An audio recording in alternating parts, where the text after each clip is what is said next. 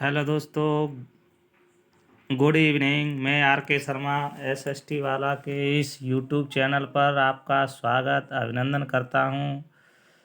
आज का अपना जो सेशन है वो एनसीईआरटी बुक्स में नदियों के बारे में दिया हुआ है। उसके जो मुख्य बिंदु हैं उनके बारे में हम बारी बारी से अध्ययन करेंगे। तो चलो शुरू करते हैं। पहला अपना बिंदु है जलोढ़ निक्षेप। जलोढ़ निक्षेप नदियों द्वारा जो मिट्टी लाकर महीन मिट्टी जमा कर दी जाती है उसे जलोढ़ निक्षेप कहते हैं। और जो निक्षेप होते हैं वो दो प्रकार के होते हैं, एक खादर एक बांगर। अब आप ये भी समझ सकते हो कि बांगर ऐसी भूमि होती है जो कई सालों से मतलब पुरानी जमा की हुई मिट्टी होती है उसे बांगर कहा जाता है। और जो हर साल नई मिट्टी बिछाई जाती है उसे खादर कहा जाता है।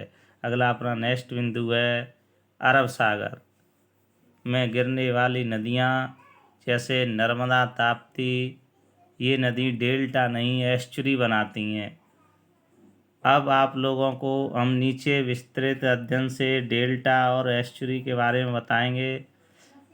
बंगाल की खाड़ी में गिरने वाली नदियाँ महानदी गोदावरी कृष्णा कावेरी, ये नदियाँ डेल्टा बनाती हैं।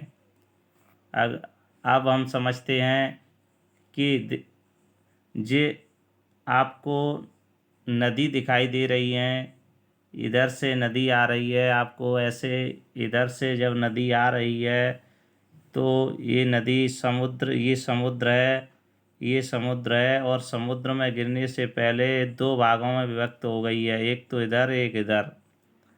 और जो बीच में जो मिट्टी जमा हुआ है की हुई है और किनारों पर जो मिट्टी जमा है उसे डेल्टा कहा जाता है। आप समझ गए होंगे, आशा है कि डेल्टा किसे कहते हैं।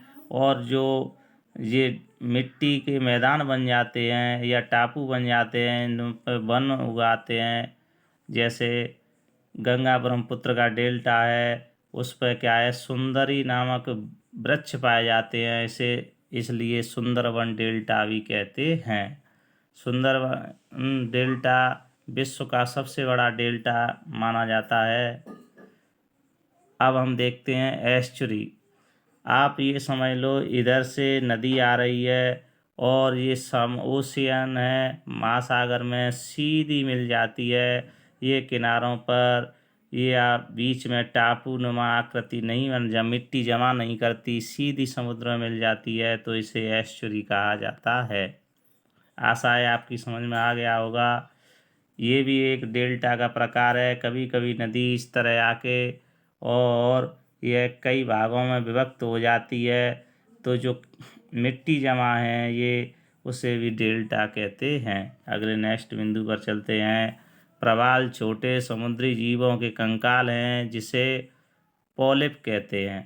आपको ये ध्यान में रखना है कि अपने भारत में द्वीप समूह कितने हैं? दो द्वीप समूह हैं। एक लक्षद्वीप समूह जो का क्या है अरब सागर में स्थित है। ये प्रवाल के द्वारा निर्मित है, प्रवाल द्वीप है। प्रवाल छोटे छोटे जीवों के खोखले होते हैं। और सेकेंड अंडमान निकोबार द्वीप समूह। अंडमान निकोबार द्वीप समूह बंगाल की खाड़ी में स्थित है। अंडमान निकोबार द्वीप समूह में 2004 में सुनामी आई थी। यह एनसीईआरटी बुक्स में दिया है इसलिए हमने ऐड कर दिया है। अब हम देखते हैं सुनामी क्या होती है।